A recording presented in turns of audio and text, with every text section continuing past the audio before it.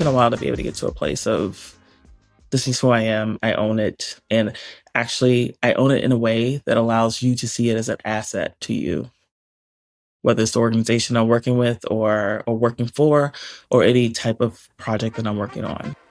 Hello, and welcome to Working Your Way, the podcast dedicated to exploring the journey of authenticity in the workplace and discovering how to navigate it your way. I'm your host, Sandhya Sadakar, and we are revisiting an episode from some of the early days of this podcast.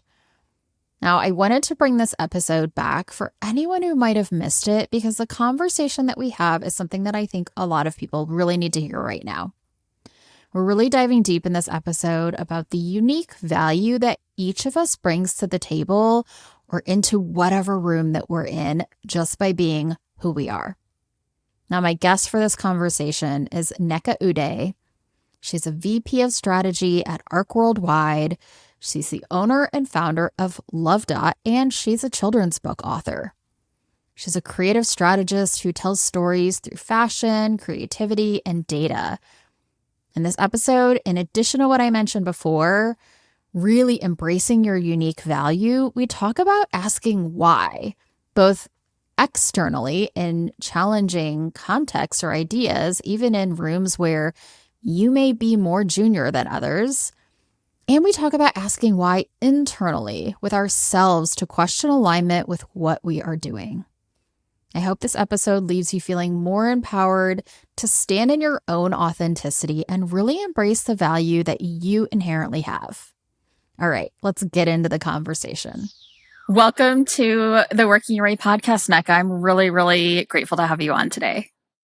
I am super excited to be here as well.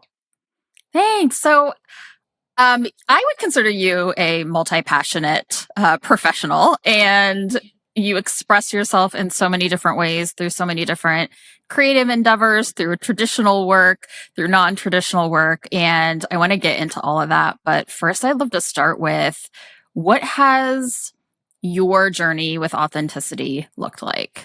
Ooh, that's a really good question. Authenticity, I think, is such a buzzword now that it definitely still has meaning, but it definitely is something I have to think about, or I always have to think about is like, what is authentic to me?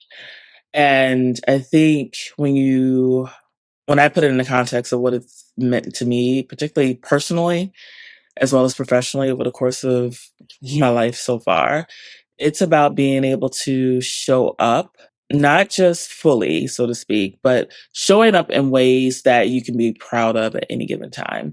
And that's both within the workplace, but also in your personal life as well, right? So I think part of authenticity is understanding that no can be a full sentence, that why isn't a point of being combative, but just for clarity, right? Because I think oftentimes we put ourselves in places of compromise when something is asked of us, whether it's personally or professionally, and we're not comfortable with it and we're not quite understanding why we need to do that.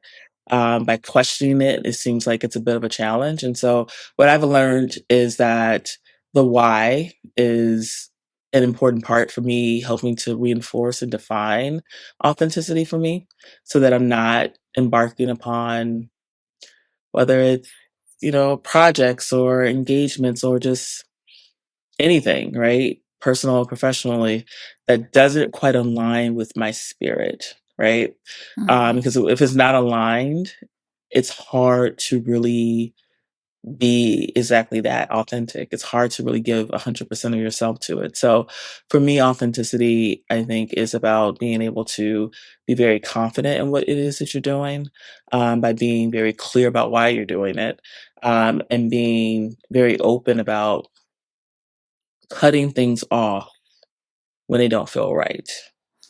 Right. So that way you can fully show up as yourself, as the person who owns her perspective in the room, that isn't afraid to share her voice on topics and also isn't afraid to sometimes be quiet and not feel like I have to constantly um, share or give a perspective in the room, just to be able to check the box and say I was here. right? That's also a part of authenticity for me as well. So that's how I would define it for myself. And it kind of blurs the line between my personal and professional because I really think it's hard to separate the two out completely. Yeah, So I love the idea that like why is not a combative question. And the way that you talked about it, it sounds like it's both an internal question of why am I doing this? Do I want to be doing this? Is this aligned with my values, my purpose? And an external question of give me the context as to why I need to do that work or what this step would mean in my career or those types of things. So was there a time when you didn't feel as comfortable asking that external why? I feel like a lot of the journey that I've been on professionally and personally has really kind of collided in the last couple of years of me just being a little bit more firm in who I am and how I see myself and how I want to show up to be proud of me in those moments. And so I can honestly say like it's not like I've been that person from the very beginning, first job out of college or even mid-career where I was really confident about my voice or confident about asking questions, um, stating no or being able to be the no but or the yes and like the nice little phrases that we like to say are very much so conducive to our own career growth. I think part of that has been the fact that like I obviously am a black woman who has been largely in a lot of white corporate spaces, and there's certain perceptions that you are constantly thinking about, in terms of how people are perceiving you in moments. And that was very, very much so my narrative and a narrative of a lot of women like me, probably up until maybe about 5, 6 years ago, where it was really about like, okay, so if I raise my hand and ask why, I'm almost giving myself a bit of anxiety to think about how I should even ask why, because I don't want anybody to think that I'm being combative or that I'm being angry or that I don't want to do the work and I'm just being lazy, which is never the case. I would understand the thinking because that's how I work, right? I work by you not telling me what to do. I work by you giving me an objective and allowing me to then define how to get it done, right? I don't need my hand held. I'm very independent. I'm kind of a tell me what needs to get done and get the hell out of my way type person because I can build the team. I can figure out how to collaborate. I can figure out how to avoid people to get things done or like to work around folks, I guess you can say. So it was really the challenge of who I am and how I knew I could work and having permission to be able to do that in a very impactful and effective way against this notion or really a very clear cultural perception of how Black women are, right? And Black women are in corporate spaces and always, thinking about like how I'm going to be perceived or reputation being created around me that is not truly who I am. And so it was really hard. It was really hard early on. I was lucky enough in my career early on to be put into some roles that were above and beyond where I should have been for both my age as well as my experience. But I had people who were pretty senior look at me and say, "Oh, no, I remember working with you when you were fresh out of college and how you did things a little differently. And I want to bring you back into this organization to be able to work under me to, launch a new agency within IPG at the time and sit between kind of everyone else in the organization that is essentially my peers as well as the remaining executive leadership that was there. Um, and that was difficult because one, I was inexperienced. Two, I'm a big proponent of just trying to figure things out. But three, because I had those two elements of like not having the experience and also being very aware of like where I sat from a seniority perspective, as well as my own kind of insecurities about the work that I was trying to get done, it really did lead me to a place of not feeling like I could really truly show up as my true self because I Mhm. was worried about, well, if I'm able to if I need to drive home an issue or, make an objective a real set of outcomes, how do I do that without coming across as being too pushy or coming across as being, too kind of demanding on teams or giving objectives or, laying out plans that quite frankly people weren't aligned to, but may perceive my confidence in what I had to deliver as being something that was a little bit forceful, right? And Hmm. that's just perceptions that women in general have to deal with, but I think is an added layer on it when you are a woman of color, particularly a Black woman in corporate spaces. Yeah. And don't let age work for you or against you in some situations, right? Whether you're too young to have an opinion or, you're at a point where you're kind of maturing and are full of confidence, but now it's the lack of appreciation or respect for the experience that you have being a more mature individual in your career at that point. So, yeah, it's taken me a while to kind of get here, and I think that some of it has also helped the shift that we I think have experienced from a more cultural perspective in the last couple of years as more, social movements have come to the forefront, almost making it politically incorrect, so to speak, to mute people's voices in the workplace or not value the experiences that they are bringing out into work from their outside worlds, right? So whether that's based on their ethnicity or race or gender or religious background. So that's helped as well. But it's taken a while. It's taken a while to be able to get to a place of this is who I am. I own it. And actually I own it in a way that allows you to see it as an asset to you, whether it's the Yeah. organization I'm working with or working for or any type of project that I'm working on. As Nneka's sharing her experiences early in her career, it's really highlighting this dance between showing up fully and holding things back. And for her, she was pulled into this room where someone saw what she could contribute, and yet there are so many factors that cause her to hold back her questions or her opinions. Being younger, being female, being black, and really the intersectionality of it all sent her some clear messages that what she had to say or the way she wanted to approach things better be really good. And I know I had an experience where earlier in my career, a leader saw something in me and he wanted to promote me into a role that I thought was really early for me to take on. And it felt uncomfortable. And I remember getting the advice that really set me at ease. And it was, they're not going to give you something you're not ready for. Sometimes leaning into what other people see in you can help us then show up to that opportunity, but we have to connect to what that is. Maybe we can connect to what they see in us, even if we don't see it in ourselves at first.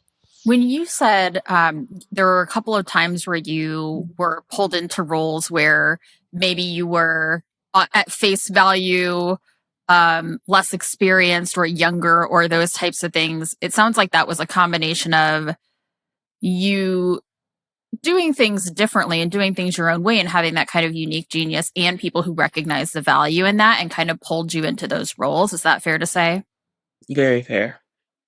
And then this kind of what you described is what I would call kind of a combination of like the mental gymnastics and the emotional labor of like constantly worrying about Hmm. what is someone going to think of this thing that I say? How am I being perceived at all times? Kind of like carrying that around.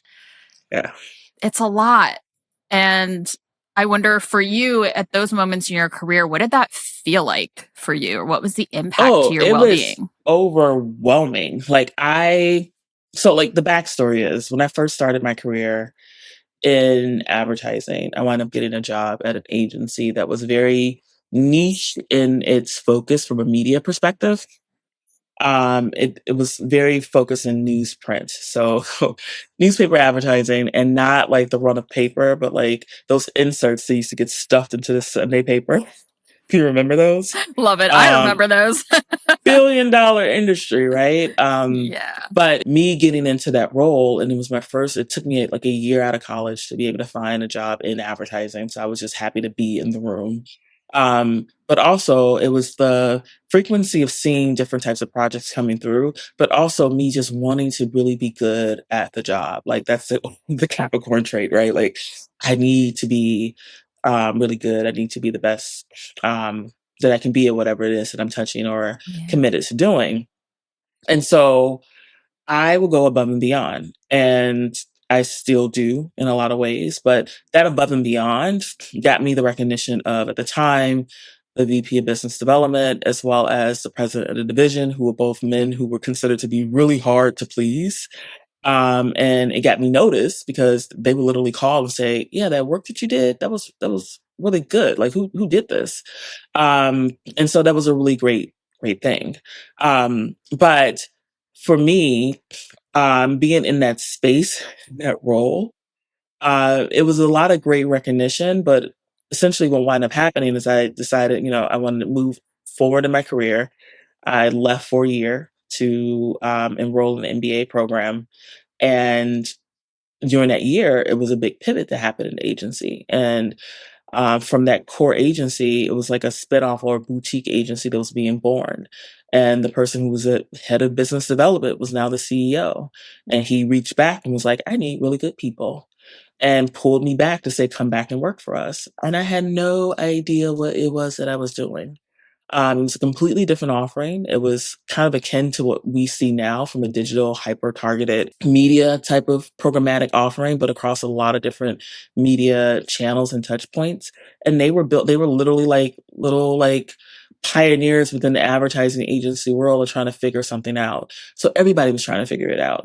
The difference is that I was working under men in their 40s who had been essentially VPs and presidents of different types of brands and companies who had a lot of bravado and confidence in what they were doing and were leaning on me to be their gopher to help get things done. And because I am the person who wants to do really well in whatever it is that I touch, but also will try to do what I can to figure things out, what that left me was in a state of like utter anxiety, right? Like I was at a place where I would come home and I could not decompress because I didn't want to ask questions of what was being asked of me all the time because I didn't feel empowered and it wasn't them. It was just me being in a room of like, I'm the youngest person here. One, first of all, I'm the youngest person here. I'm a Black woman from the South Side of Chicago. Um, Half of the conversation, the general chit chat that was going on in the rooms I was in, um, I couldn't even relate to, right? Like I had no experiences around, you know, golfing in New England or, going to that. Like I mean, that being Yeah. funny, but it was a very big difference. So I just kind of was feeling very out of it. And also, like, I won't lie, it wasn't like everybody in the room. I had been selected by one person and had two other people in the room that had worked with me before, right? And the rest of that team, the CEO at the time had recently built. And they were coming from IBM and Deloitte, all these big kind of heady men who were like, "Well, why is she here?" Right. So I was at a place of just trying to figure out, "Oh, hell, why am I here?" It's clearly something that someone sees in me, but I didn't recognize that at the time. I just wanted to do really well. And I wanted to do well enough to show that I can do the job, but I didn't feel empowered to ask the questions that I needed to ask because I felt like it would expose the fact that I didn't know. Not realizing at the time that everybody in the room knew I didn't know. And nobody was expecting for me to know. People were expecting for me to ask smart questions or to be able to help figure it out. And what ultimately I would do was be able to ask smart questions of I found the person in the room that I felt was the most relatable and easiest to talk to, because there's always one, right? There's always one person in the room that everybody loves and likes and knows how to communicate with a lot of people. And I would literally go and sit in his office and have just the most mundane conversations about anything from my MBA program to whatever it was that was going on that I read in the New York Times, and then we'll sneak in a question around just to get some perspective that can guide how I could do the work, right? And so I kind of found ways around it, but it caused me so much anxiety. And when I say anxiety, like I would literally leave work and like do things like, okay, I'm going to go and watch a movie just to kind of calm myself down. And would get in the movie and I could not focus on the screen in front of me. Mhm. I was running scenarios in my head about the stuff that had to get done. It didn't also help the fact that I was in my MBA program part time. So it was like almost a beautiful combination of both being able to see the things that I was learning in class play out in real corporate life, but also an overwhelming combination too. Because I just never felt like I had time. I would have moments where I would just break down, just crying for absolutely no reason. Not at work, but like in my quote unquote off time where I'm trying to Right. balance between getting things done in my day job, but also trying to do well in school at the same time. So it was a lot. It was an awful lot. And I think that what it also did was complicate any if I had and I did have, imposter syndrome, and I think everybody has it when you first start off in places, um, if I had it at a level 10, it shot up to like a level 100 in those years that I was working there, because I just put too much burden on myself as if I had to know because I didn't want to be seen as a fraud or, live up to whatever stereotype people may have in their heads. And that was a challenge for me. So yeah, it had a really big impact on me physically, um, emotionally, and it's because I was really young and I was trying to figure it out, and every little moment felt like it was a little knock on my confidence in terms of my ability to really show up the way I wanted to. And it wasn't so much that I wasn't doing the work well, it was the fact that I wasn't doing it up to the standard that I had created for myself. Mm. I've learned to be kind to myself in the years since. Yeah, your standards for the work that you do are so high, and yet you had this really interesting experience of like nobody knew the answers in that room, in any room in that company. You were forging a new path in the industry, and still it was like this thing of like, oh well, these people have these really impressive backgrounds, and I don't want to show up like I don't know what I'm talking about. Right. And I think that's part of the challenge and the myth. And I think that even today, and I tell this to the people that I wind up mentoring because I've always mentored, even when I was in a point in my career where I was like, what do I have to tell people? But whatever I know, I'm willing to share. So the biggest, I think, myth is that everyone in the room that's more senior than you knows exactly what they're doing. And I think part of leadership is not necessarily needing to know what you're doing. It's about one, being able to pull the right cast of characters that can help you make smart decisions. Two, about listening. And three, about leveraging experiences that you've had to date to be able to create a blueprint and a rallying cry for people to get behind. And the moment you recognize that that's really the dynamic that's happening is not to undercut any type of leadership that's in the like anybody in the leadership role in the room to say that they don't know what they're doing. It's about being able to strategically leverage your voice to bring a perspective that they could add into the mix of how they want to approach something, but also learning from the experiences that they have and try to understand how they go about making decisions, right? Because there is something very valuable about, you know, I mean, it was also something very true for me at the time. Like, I didn't have the experience. I knew nothing. I was in a room full of people who knew everything. I should have been better about asking questions of those individuals in a way that was about me learning in the moment, right?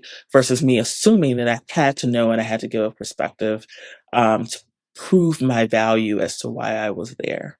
And that was not what I needed to do. Right. And so Mhm. even now I know that, right? Like I sit in a room right now and I'm looking at the person I report into, the CEO of my company, and they're all brilliant, smart women with tons of experience, have built and done things in amazing ways. I know there's moments that they may not always know exactly this is a definite answer to something, but I also know at this point it's about me asking smart questions, giving a perspective, and learning from how they lead to understand why they make the decisions that they make. Right? Not to challenge, not to undercut, but to really learn in those moments because that's also part of what leadership is. Okay, so we have to talk about this myth, the myth that leaders or the more senior members of our team know it all. In Nneka's experience, all of these very accomplished people, they were all new to this particular business model or type of work.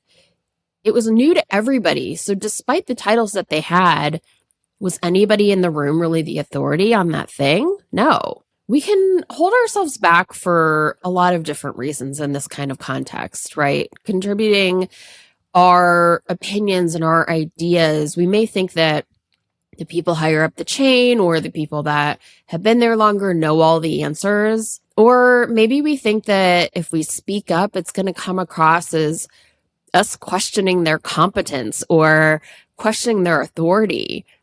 Or we might even just be worried about opening our mouths in a room and saying an incorrect thing or saying the wrong thing. And the reality is that in most cases, there really isn't a right or wrong answer anyway. In most of the business problems that we deal with, there are many possibilities. And so holding ourselves back actually really limits the innovation that comes from the diversity of thoughts and ideas in the room. If you're one of these senior leaders in those rooms, I want you to think about how can you make space proactively? And I mean really proactively. You may think that you pause and ask for questions or pause and ask for ideas, but figure out a system to really help everybody share the air and voice their opinions and have a turn that gives them the opportunity to get their perspective out on the table for those newer, younger people or people that are different from you. If you're in that position of power, make the space proactively. Don't assume that people don't have an opinion if they're silent. And if you're one of those people who's afraid to share or contribute, I want you to think about how can you recognize that the way you think is different and that is what makes you valuable in that room. Your differences of opinions, your difference of perspective in looking at a problem is a thing that's going to contribute and make the business solution better. If we can find ways to do this, our unique ideas can actually lead to better business decisions and stronger strategies. What were some of the things that, and maybe it was just timing and circumstance, but what were the things that helped you overcome or at least kind of harness that anxiety? I think I'm still learning how to harness it, to be honest with you. It just doesn't show up the same way. Like, I think, well, for me, I have learned the power of owning my own voice and respecting the differences in the room, which means that if I'm doing that for others, then the same needs to be done for me, right? And the moment I recognize that there's something of value, and this is like an epiphany I think I had in 2016, which I always say is a extremely pivotal year for me, because of just a lot of personal things that I went through. It really changed my perspective and just how I approach a lot of things in life and career and all the things that come along with that. Um, but the moment I realized that there is something that is unique about the experiences that I've had to date in my life that people can benefit from and you cannot take away from me, and they have shaped me in a very powerful way. And they also shape how my approach and what I bring to the table and the perspective that I yield in a room. And ultimately, we are marketers. We are people who are there to understand culture and consumers through a very broad lens. And what has happened a lot is the fact that, quite frankly, a lot of our broader understanding from an industry perspective of people, culture, and consumers have really been aligned through the viewpoint, a very narrow lens of people from the outside viewing in, right? Versus people who are immersed in those spaces or are able to navigate different spaces in a very authentic and humble, authentic and immersive way, right? Those voices have been muted for a long time, but they bring something really powerful to the room versus those who are just kind of looking at what's happening around them through one lens of their own experiences. And what I realized 6, 7 years ago is I think, no, we need to be able to have multiple vantage points as we talk about a topic, right?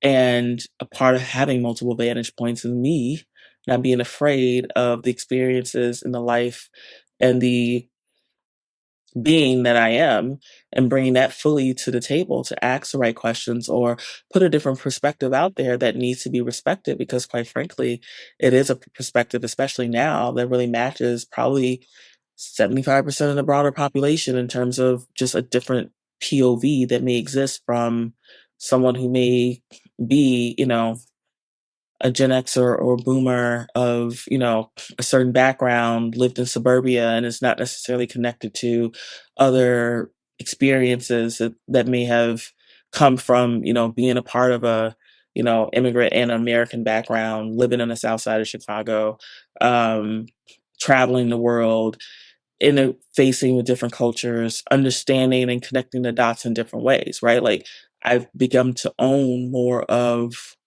what makes me me, and that in itself was allowed me to be able to like just speak in a room, put my perspective on the table, not as law, but as a very clear set of experiences that once I did that, what I realized is that other people in the room either had similar experiences or something completely different that wasn't matching the core POV that was being shared. And so the moment I started to kind of tune in a little bit more and recognize more of those moments of, oh, I spoke up when the room was going in one direction. And when I spoke up and bringing something different to the table, it gave someone else the courage to speak up, right? And it was like, well, why am I so anxious about sharing my voice? As if I'm the only person that feels this way or have had these set of experiences or see things through a different vantage point when there's other people in the room who feel the same way. They're just waiting for somebody else to say it, right? So it's like a little bit of that, like, oh, like the little revelation of like, no, no, no. There's something here. There's something powerful about not just you having a voice, but you being able to do things differently that people can really appreciate, and that you have to appreciate it first for people to appreciate it. This is such a powerful realization that Nneka had. And it ties back to what we talked about earlier. Your authentic self, your experiences, your ways of thinking and working and communicating are the things that bring value into the room. And so they aren't things to be ashamed of. And understandably, when those things aren't visible or represented in the room, we don't always feel like we have permission to bring them to the table, or we may see that there's a lack of those things in the room and therefore we don't think that they're welcome. But as much as we can lean into our individuality and our uniqueness and recognize that it is actually a superpower, it can help you do work that nobody else can do. Your brain is a muscle, right? In the same way we've allowed limiting thoughts or perceived circumstances to kind of bring fear and anxiety into our hearts and our brains and how we function. It's the same way you can allow, thoughts of abundance and impact and confidence and courage to also be woven into how you think and how you function to be able to impact a room or really kind of overcome those negative forces that kind of quiet us and keep us from really embracing the fullness of who we are, what we're meant to be, and even encouraging others to do the same, right? A lot of the times people, like particularly women of color, Black women, highlight key executives that have rose to the ranks in the last couple of years as their inspirations just to be more of themselves, like a Bozoma St. John. And I'm like, you're absolutely right. Because the moment people saw her be who she is and who she's always been, it sounds like since reading her biography, since she was a really young woman, um, just kind of rise, from what seems like out of nowhere, but it's been a very long career. Yeah. The moment you had like a North Star of like, oh wait, someone is being themselves, it was almost like an unlock of giving people permission, right? But what we don't realize is that we all have that power to be someone else's unlock in a room that, someone like a Bozoma St. John may never even step into, right? So what are you doing in those moments to be someone else's unlock? well, you have to first believe enough in your own voice to give someone else the courage and the confidence to be able to speak up in a room and bring a different perspective to the table. Yeah, she is one of my, I would say, authenticity icons. Yeah. Because she is just so boldly Hmm. herself, and even from that those days of like redlining what Spike Lee's like manuscript or something, like Right. just being like, I Like have that was something to bold. say, really, really bold, and amazing, and got her moved into other jobs eventually. So Yeah. See, I'm still getting to that place now. It's like Spike Lee. Oh my God. But yeah. Yeah. Okay, I have to jump in here to fangirl a little bit about Bozoma St. John. She is one of my authenticity icons and truly a dream guest for this podcast. If you don't know her, go look her up. She has an amazing book called The Urgent Life and has done lots of talks and has lots of great thought leadership out there around how she's navigated her career. And I love her sense of self-expression and how she uses her appearance, her clothes, her makeup, her hair to really express her individuality, to show her power quite literally. And I really love how she's leaned into what she wants in her career. She's actually truly navigated her career by choosing roles based on what she wanted to get out of it. And I don't mean that in a status or title or resume building kind of way in terms of, oh, if I take this job, it'll get me to here. It's in this really deep rooted sense of meaning kind of way. And what is the value that I can put into the world by doing this role? How can I tap into this change that I want to bring about in the world and this opportunity? And she's taken some roles that are maybe not super attractive on paper or at times in companies where there were some really big challenges, but she did it because she was so connected to who she is and what she wants to, how she wants to impact the world, what she wants her legacy to be. So here I am putting it out into the universe. Truly, as I was creating this podcast, she was one of very few people I had in mind as like, this would be the epitome of the type of guest that I would want to bring on. And if anyone's out there who can help me make that happen, call me.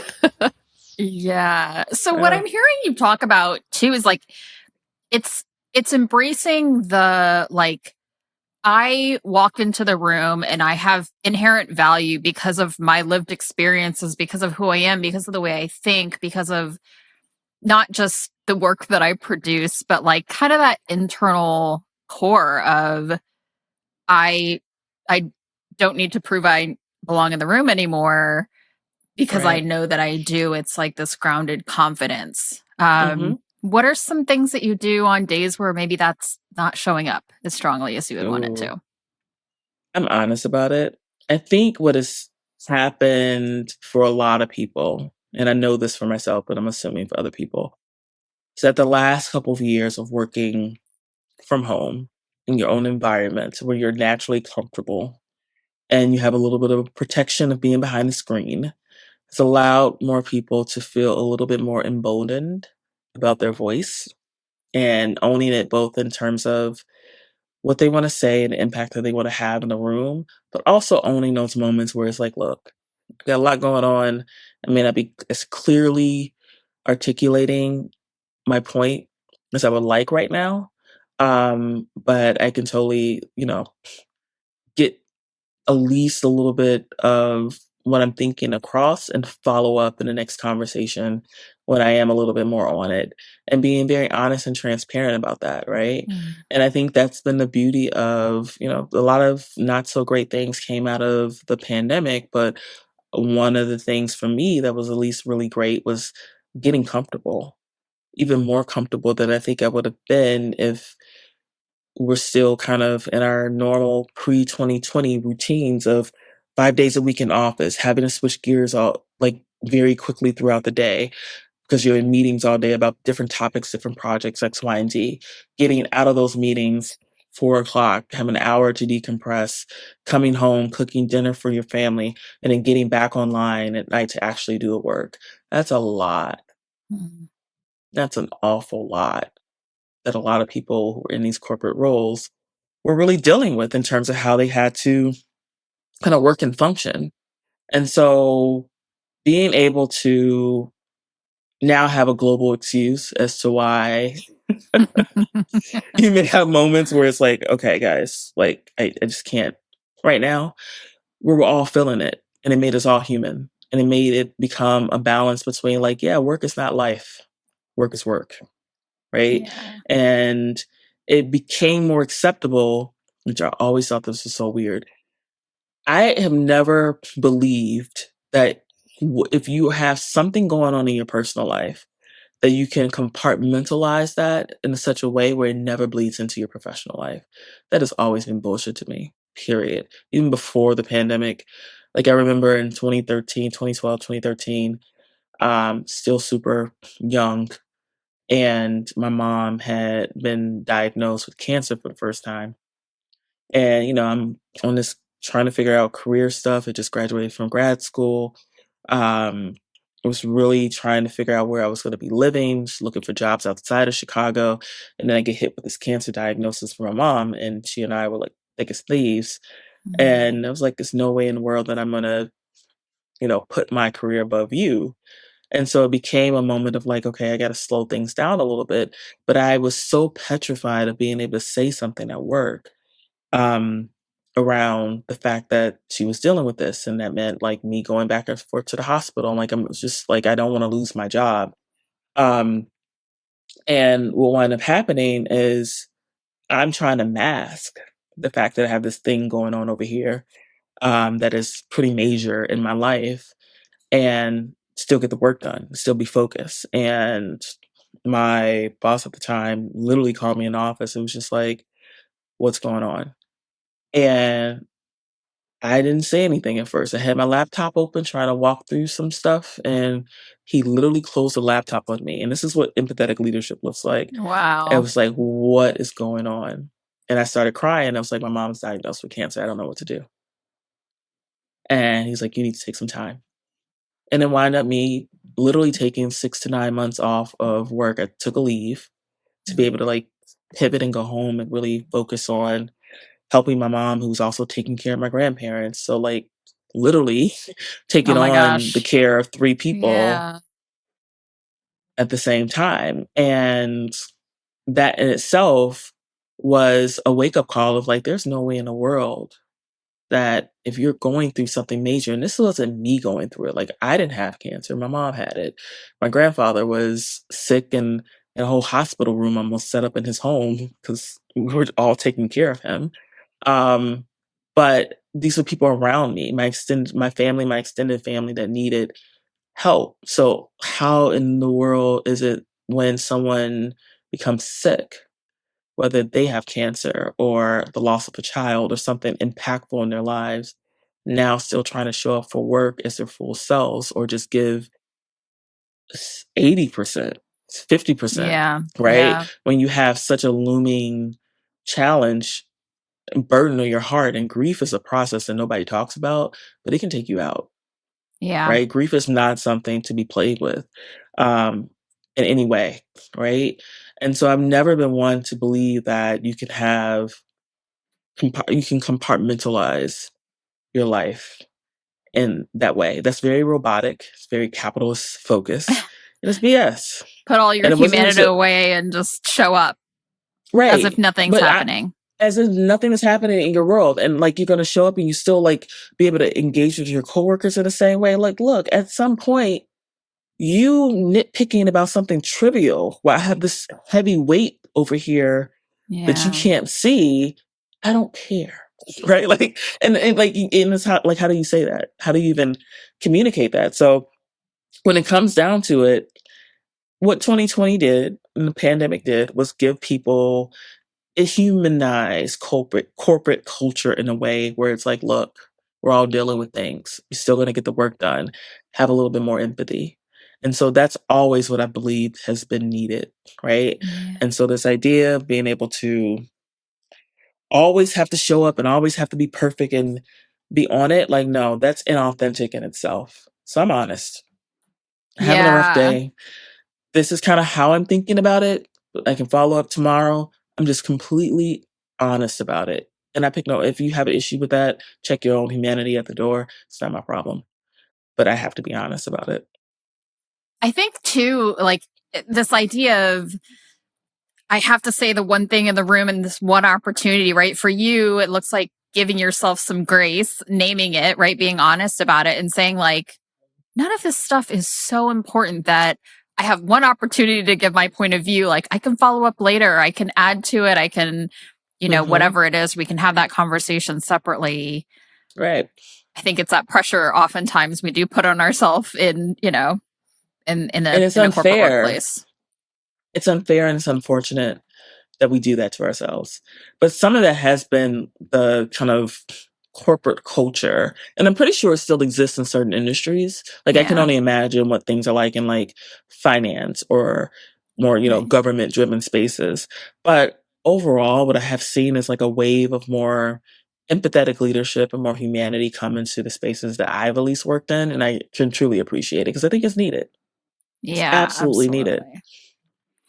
I want to talk a little bit about your I won't even call them creative endeavors because I think these are full-fledged other careers or career aspects that you have around, you're the owner and founder of Love Dot, a fashion company. You're a children's book author. You have all these ways that through your work you're able to express yourself. What do those mean to you? What role do those different ventures play in your overall career? Whew. They mean a lot to me. I think that what I've been on a quest for quite some time is ways to bring the core pieces of my identity and my passions to the forefront in a way that the world can appreciate, but not just about other people appreciating them, but also about like empowering and educating people at the same time. And the through line for me from a career perspective is that at the core of who I am is a storyteller. Now, whether that's using data or leveraging, what I'm seeing out in the world as a strategist, because I don't think I can ever really turn that hat off of like connecting the dots and observing people and culture. Um, but really using that as a way of how do I solve more human perception driven challenges that may be out there. And that's at the core of what I think I'm doing and I see myself as doing with the creative endeavors that I am engaged in because they allow me to do it in a way that's different from what I do from a more corporate kind of day job perspective for the brands that I work for. And so when I think about what I'm building with Love Dot, it is almost a pure representation of who I am as a person, right? I am a diaspora baby. My mom is from Mississippi, my father's Nigerian. Um, there's always been like this significant disconnect, even with my own family, of understanding the two sides very clearly, but also understanding that we are both kind of pulling from each other from a culture and, overall kind of essence of who we are. And when I look at Love Dot and the power of what I think really lies within the broader African diaspora, I don't feel like there's a need to have a lot of outside anything to be able to pull ourselves up in a powerful way. There's a lot of creativity, a lot of innovation that's happening, particularly in the space of fashion, but just generally from a lifestyle perspective as well that I'm like, I want to showcase this. I love design. I love being able to pull from what I see or I've seen as a kid of like having my stepfather being Yoruba, right? Like a lot of the things that are part of both cultures from a Nigerian perspective, but also it's very much so resonated in being here in the US and growing up more so on my mom's side of the family and looking at, you know, things that are just curious and unique. And also being very entrepreneurial on that side too. And so Love Dot for me is just a continuation of that. It's about me being able to build a company that is all built in Africa that's leveraging local resources from other small businesses. So whether it's sustainably sourcing our cottons and our textiles from small businesses that's in Ghana and Togo or Benin to collaborating with other emerging designers who are really trying to figure out like, how do I actually get myself out there? and leveraging my skill set to say, hey, I understand this consumer base. I feel like there's a lot of like elements of like this being just culture and innovation and creativity forward that we can like really push to a broader audience and really centering something that's around from a fashion perspective that's really centered around the beauty of being Black and African and what that looks like on a more global stage. Um, so when I think about it, it's like it's just taking everything that I'm really passionate about of being able to reframe narratives and connect the dots and connect culture in a different way, but using fashion as a way of being able to do so. And using it in a way that does it with very clear intention, right? Of I'm going to empower other small Black and African owned businesses in the process of creating my own business. I'm going to go and dive back into traditional techniques like batik making in Ghana, which is all handmade. And takes a lot of skill to understand how to do that from a leveraging, the right combination of dyes or creating the stamps and all that other components of what it goes into making that type of fabric. But really celebrating those things, right? And telling the stories that are behind those pieces that are actually being made. Um, but doing it in a way that feels like when you're buying something, you're not just buying it because it's coming from a small business, but you're supporting multiple small businesses and it's something that's made with intention and it's unique, right? That's you're never gonna find that again.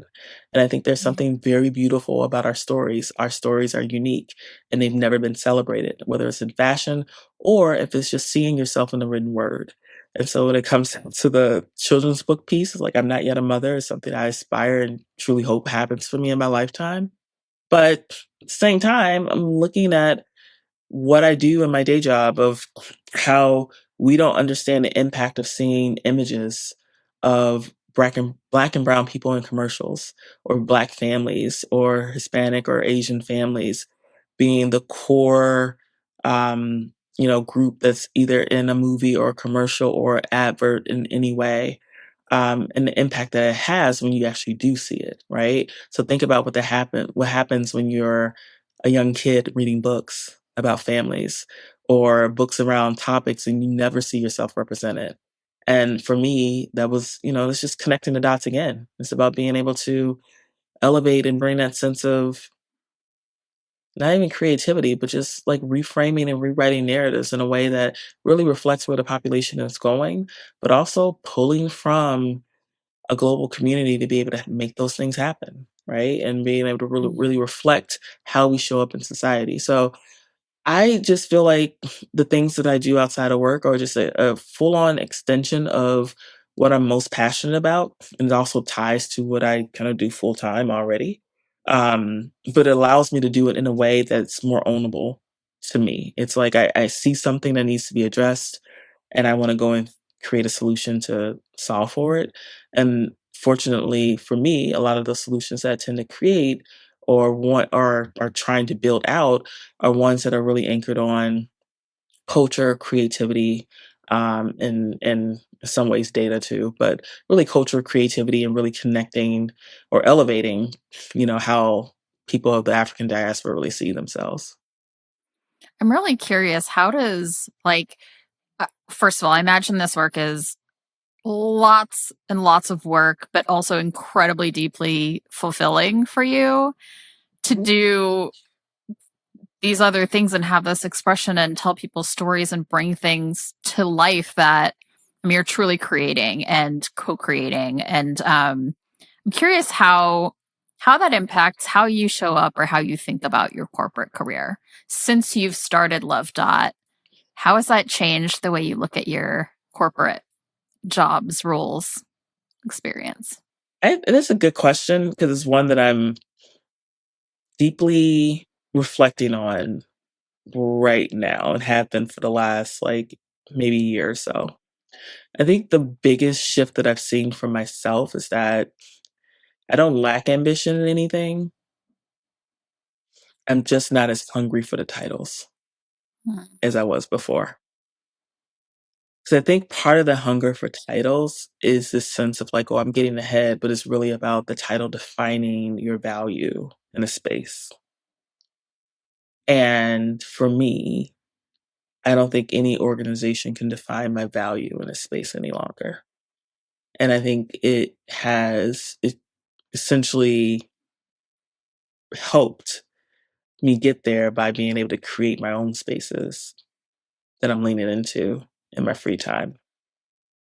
So the title itself is not something that defines me.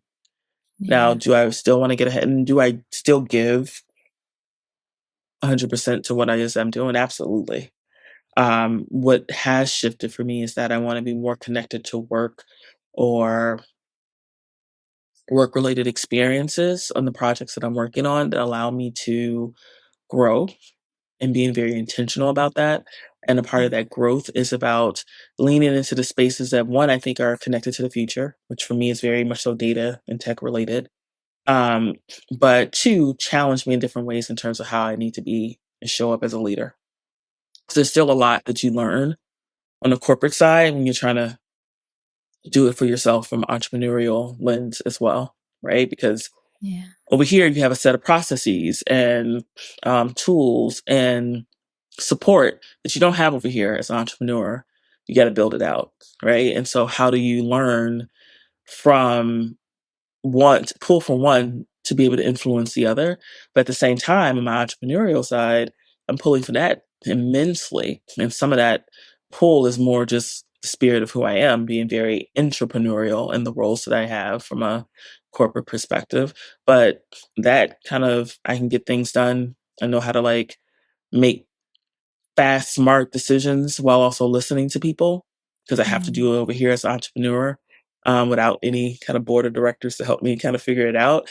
Pulling that into these corporate environments where you now have, unfortunately, a culture of sometimes people not really wanting to take the risk of saying, like, this is how we're going to do it because nobody wants to be wrong. I don't care about peer risk. I will, I mean, nobody wants to be wrong, but at the same time, it's like not wanting to be wrong could create a lot of paralysis where nothing gets done.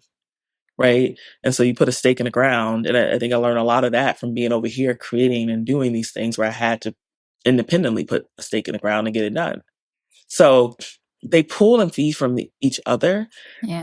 I think the critical question for me is like, which one are you going to fully want to invest in the next 5 to 6 years? Um, because I mean, yes, I wear multiple hats, and from the outside looking in, people think that I do it well. I know the truth. Yeah, I do insider it. information. It's really effing hard. It's effing hard. And also, I'm still trying to have a life, right? Yeah. So, and this has been a testament of discipline for me, like, which I'm still working on. Like, how do I get disciplined enough where I can compartmentalize? And I know it's possible because I've seen women my age group, maybe a little younger, do it, right? Have the Yeah. full-time corporate job while building their influencer brand and then translate it into their own, you know, fashion or jewelry or accessories brand, right? So Yeah. like I'm seeing it happen, right? So I know it's possible, but you have to be very disciplined. You have to be beyond wasting your time on trivial matters. And some of that trivial matter could be, social media. I do feel very disconnected from the world outside of my Instagram strolling, which needs to stop. It probably will soon. It's not the best way, but it's a Oh way. my god, it's a way, right? But like I've cut a lot of things out. I've been very intentional about how I spend my time. Um, I can be more intentional, to be honest with you. Um, but it is something that I'm trying to figure out, to be honest with you, because there's a lot of growth that I gain from being gainfully employed in an organization that values the diversity of my experiences, Mhm. values what I bring to the table to the point where are open to constantly giving me opportunities to challenge myself, right? That they benefit from, don't get me wrong, but also it allows me to challenge and bring the various points of experiences that I've had over the years to the forefront to create something new and fresh interesting for our clients. But at the same time, there is a balance of, well, you're also very passionate about the solutions and the options that you want to put out into the world.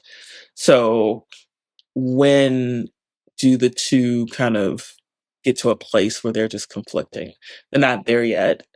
But yeah, I'm not quite sure how to fully answer that because it is something I'm pondering, and I'm not the only one. It's a lot of us out here who are trying to do this kind of balancing act. Yeah. And yeah, it's a challenge. It definitely is a challenge. Well, I think, you named it earlier of like, I appreciate you bringing the honesty to the forefront of, yeah, I'm doing these things. And from the outside looking in it, I make it look easy. Multiple businesses and, doing these creative things. And you have a really, what I would call a very diverse lifestyle in terms of like being in spaces with different types of people and having that kind of stimulus and the output that you create. So I think that's really amazing. And thank you for naming it transparently to say it's really hard to keep all the balls in the air and that It's there's hard. value in both the corporate part of your career and the entrepreneurial part of your career. And so that's Woo. a next step for you in terms of what does Yes, and I want authenticity to in make your career look sure like? like that value is well beyond a paycheck, right? Because if you're being Yeah. really honest, especially if you're working for a good company, that value is about how do you continue to define yourself as a leader? How do you understand, especially if that company is, oh, sorry, a good company, but also you're working on projects that are related to or somewhere similar to the other things that you may be interested in, right? And so for me, like Love Dot is a brand, but it's also, it's e-commerce and retail, right? And I'm still very much so working in a shopper and e-commerce space. And there's a Yeah. lot still to be learned. And it's like I'm learning while I'm building and I'm taking the two and I'm almost like cross-pollinating at any given time. And it does get to a place of like, okay, so this is well beyond the fact that like this is about like title and getting paid. It's about the fact that I'm learning something that is like fueling me in a lot of different ways. So it's interesting. I'm still trying to figure that one out. Yeah. On that note, I think that's a great note to wrap up on. To say, we're still learning and growing, and what your career means to you will be ever evolving, I hope. Yes, for sure. Amazing. Well, thank you so much for being on. We'll put the link to Love Dot in your book in the show notes so people can find those things if they're I would interested in love exploring them that. further. Thank you so much for being on and sharing your story and your experience with everybody. Thank you for having me. And thank you also for creating this platform. Because I would honestly say there's not enough, I would say, transparent conversations about this new work culture that we find ourselves in, which is balancing between building someone else's thing, or as they like to say, or working a corporate job, versus actually going after your passions and trying to figure out how to turn them into something fruitful and profitable for you, right? And I think a lot of people kind of associate that with like more of a Gen Z. Like I have 5 things, right? I need something that's gonna make me money, something that's gonna keep me, passionate, something that's gonna be a hobby. And I'm like, yeah, that's true. But at the end of the day, like people are still like bleeding into both all those worlds and they're not compartmentalizing in that very kind of clear meme type way. And so being able to have more transparent conversations about what that looks like from those who are trying to figure it out themselves, I think creates space for people Yeah. to feel as if they're less crazy. Take some of the anxiety out of their process to know that they're not alone as they try to seek their ambition while also earn a living at the same time. So thank you. This is amazing. 1000% agree. No one has it all figured out. We're all just learning along the way, and sharing it with people is helpful. So thank you for doing that. Hmm. No problem. Thank you. There were just truly so many gems in this episode. So much of what we talked about today was about recognizing the inherent value that you bring to the table just by being you. And it is truly one of my favorite things to talk about. It's why I started my business, Self at Work. Sometimes these unique things about ourselves are hard to see because we live in these minds and these bodies all day and every day. And so this is where assessments can actually kind of help us. They can give us language to describe things that we've always known and lived with, and they can give us context to help us kind of understand how we are different from others and what the uniqueness and the value in those differences really are. Assessments aren't the only way to do this. There are many ways to do this, but this is a really good one that gives us that insight and context. And I personally love the Enneagram. It's one of my favorite tools. It's been most instrumental in my own growth. It's the one that I use with clients primarily that helps them gather a lot of insight about themselves and again, build that language. And I just want to caveat that to say Enneagram is not a test. It's not an online quiz that you go and take and you get an answer. It's truly a self-exploration. There are many reasons why the tests are quite inaccurate, but I will say that it is incredibly valuable if you're willing to invest the time to find your type, self-identify into it, not let a test tell you what you are. So I will link a couple of resources to get you started in the show notes. And another one that I really love is Clifton Strengths. I actually really love this one because it gives us a 5 to 10 of our top strengths that we can really dig into and name and start to explore and think about examples of when we've used those things. So those are just 2 that I really love. Again, I'll link some resources in the show notes for everybody. As you explore these, I also want you to reflect on how your identity, your upbringing, your unique way of thinking or communicating brings something new, different, and important into the room. We're all a mosaic of nature and nurture, our experiences and our way of being. And I want you to spend some time, maybe make a list of all the things that make you who you are, and then consider how those things can also make you even more amazing in your own career.